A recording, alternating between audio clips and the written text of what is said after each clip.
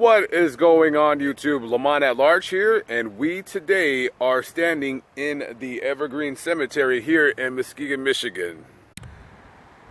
So we're going to start off here at one of the bigger graves here. This is the crypt of Joseph Hackley. He's a founder of Muskegon, and his wife Selena and son Charles are interred with him here. His son was a philanthropist, I guess what you would call a lumber baron back in the day. He had amassed a fortune of around $18 million, and he gave over 1/3 of it back to the city so they can build a hospital and a school. He died of a brain aneurysm, and they here in the public school system every year celebrate Hackley Memorial Day. They gather in all schools, they say a little memorial, and then they dismiss the students for the rest of the day. So this is the grave of the Hackley family, founders of this very city where I stand at right now, Muskegon, Michigan.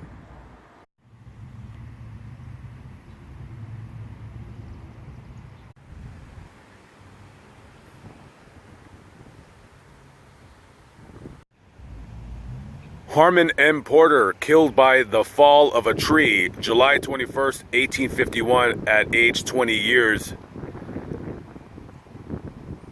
I wish older graves would have the cause of their death, particularly when they were very young. I always wonder, kids that were around in the 1800s, no modern medicine, no, cars or what have you. You would just kind of wonder what people died of back in those days. Probably mostly disease, but accidents do happen, I suppose, An interesting grave right here. This here is C.J. Hamilton. He was born January 6, 1835, and he died October the 20th, 1902. He's buried with both of his wives. His first wife, Eliza Hamilton, she was 29 years old when she died on April the 23rd, 1870. His second wife, Ella Hamilton, died on February 22nd, 1950, at the age of 68.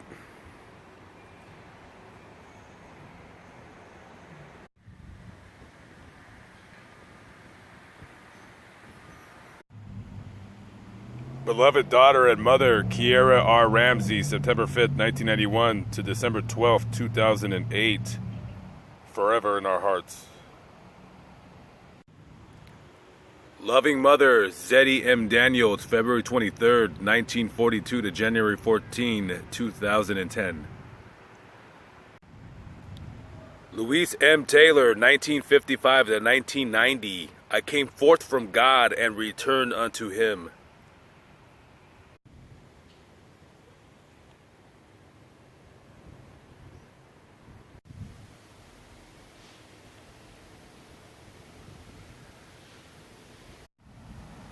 Beloved mother and grandmother, Bertha Tillman Dover, sunrise, December 11th, 1914, sunset, December 2nd, 2018.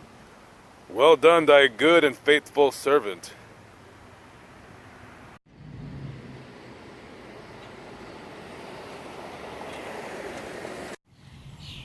Beloved son, father, brother, and friend, Curtis D. Phillips, March 5th, 1979 to November 25th, 2016. God took my hand and led me home. Lonnie Joy Robertson, July 6, 1954 to October 19, 2018. God sent us an angel to show us how to love. Beautiful wife, mother, sister, and friend, for since we believe that Jesus died and rose, even so, through Jesus, God will bring with him those who have fallen asleep.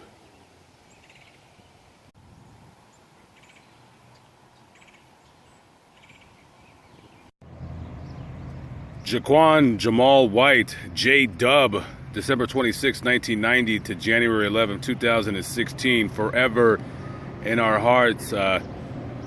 Jaquan was a drummer. He would often go play drums for his church on Sundays. He was accidentally shot in his home. The investigation there appears to be real no definitive answer on what happened, but he might have been cleaning a gun that he had. He had a short barrel AK-47, which he did have a license to carry. Different states and different parts of the country have different gun laws. So he had a license to carry that gun. It wasn't an illegal gun. It was totally legal. And a child might have been playing around and accidentally bumped into him, and the gun fired, passing through his hand and strike him in the head and killing him instantly. Just a tragic accident.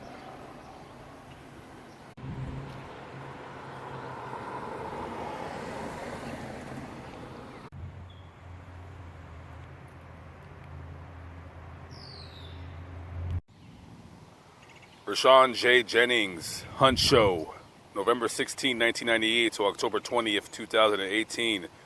Rest in peace, son, brother, and friend. Mr. Jennings was found shot to death in his house. The detectives doing an investigation on the scene said that it was possibly a drug-related crime, even though they found what they call a mass amount of drugs in the house. You know, a mass amount of drugs could be a bunch of little baggies of marijuana. They didn't say what kind of drugs were in the house, and who cares? You know, who knows who those drugs belong to? I don't know. But another young black man's life taken away in the streets. You know, what could I say?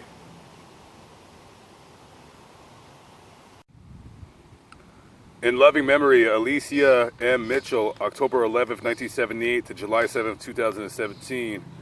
Forever in our hearts. I stopped in my tracks when I seen this lady's picture. She's very pretty, and she's in her wedding dress. I tried looking online. There was no information on how she passed away.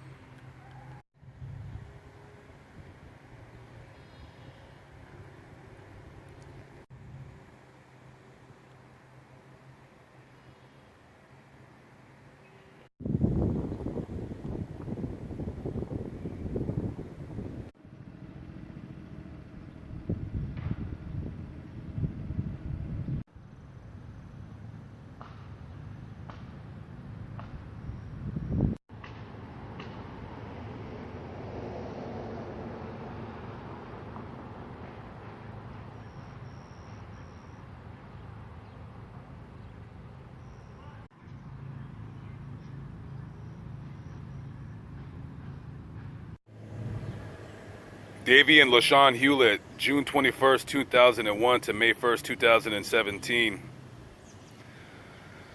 Davion was accidentally shot and killed by his brother. They were sitting in a bowling alley parking lot in Muskegon Heights, and I guess they were showing their gun or what have you, and he accidentally struck his brother, Davion right here.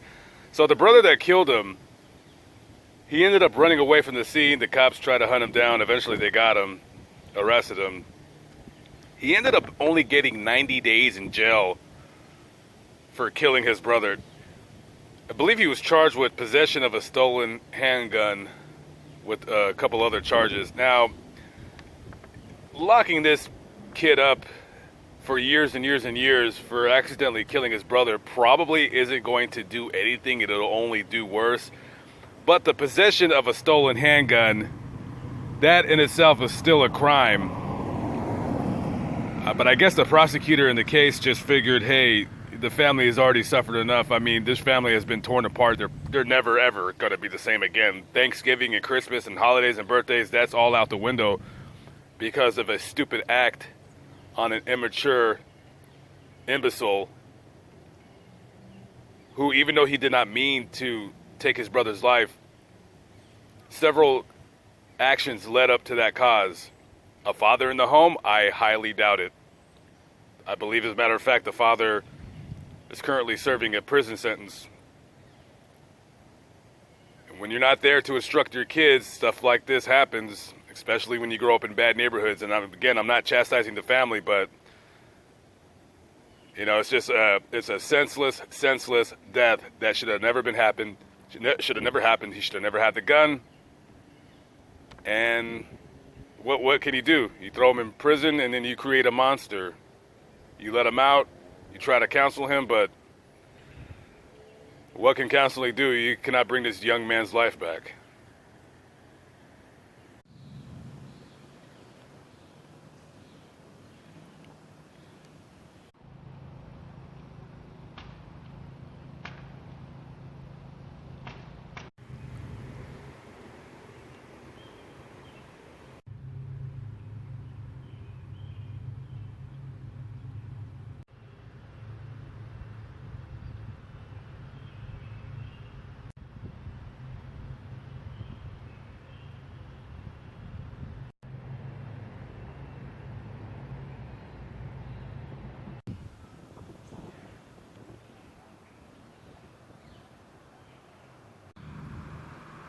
Number 11, loved by all, Dupree Jamar Johnson Barnes, August 20th, 1993 to September 22nd, 2013, gone but not forgotten. Mr. Barnes was one of 3 people shot and killed at an Elks Lodge on September 22nd of 2013. There was a fight that started with somebody getting punched in the face. And of course, we live now in a day where you can't get punched in the face. That just can't happen because you have to retaliate by pulling out a gun and start shooting people. Witnesses to the crime said that it was like the wild, wild west, and a multiple amount of witnesses said that well over 100 shots were fired that night. It was the proverbial shootout. 2 people lost their lives, including a woman who was shot, tried to run away, and was struck by a passing car, which had no relation to the shooting. Happened after 2 a.m. Guys, what do I keep telling you? I keep saying it over and over again, and I mean this. Nothing good happens after 1 o'clock in the morning unless you're going to work or coming home from work. I don't know what you're doing out past 1 a.m., especially if you're older than 30. I don't know what's going on after 1 a.m., but you won't see me anywhere at 1 a.m. unless I'm driving, again, from or to work. But again, just be safe out there, guys. It's a dangerous, dangerous world we live in, and it's sad, and this man lost his life due to some knucklehead murderer.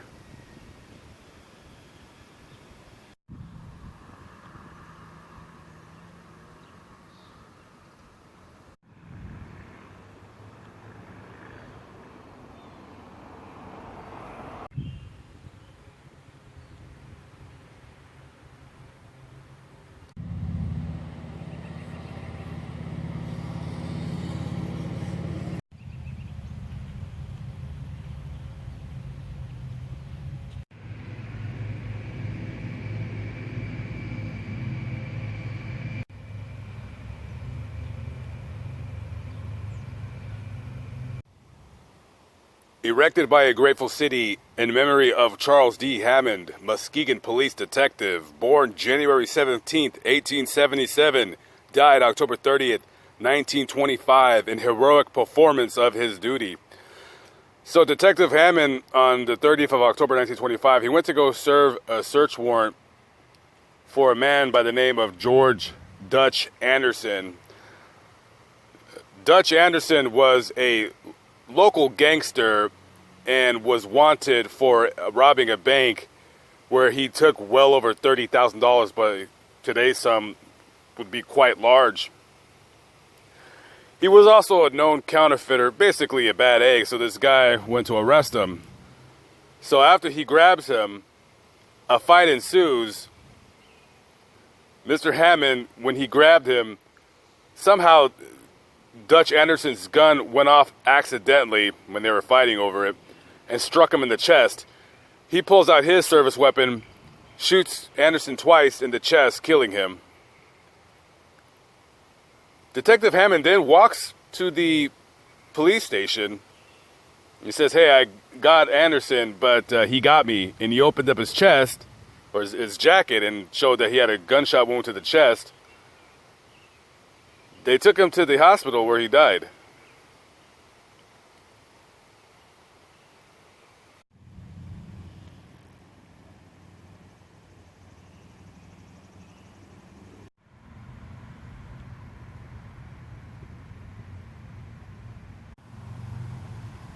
Here is Officer Kennedy Darnell Crawford with the Kalamazoo Police Department. United States Army vet. On duty 1974, off duty 2008. Officer Crawford went to get a gastric bypass surgery done. He was a little heavy, he wanted to lose weight, he wanted to be healthy. He went to go take care of that. Unfortunately, when he was in the hospital, he died of a massive heart attack.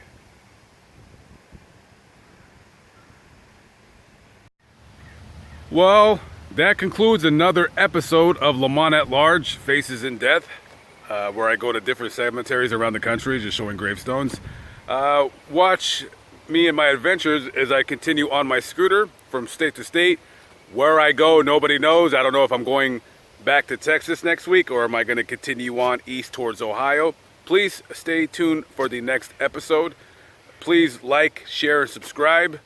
Even thumbs down if you don't like what I do. Live, but not live, but I'm still alive by the grace of God. I am at the Evergreen Cemetery here in Muskegon, Michigan. Lamont at Large again. Thank you for watching. I always appreciate it. Peace out and have a good day. Bye-bye.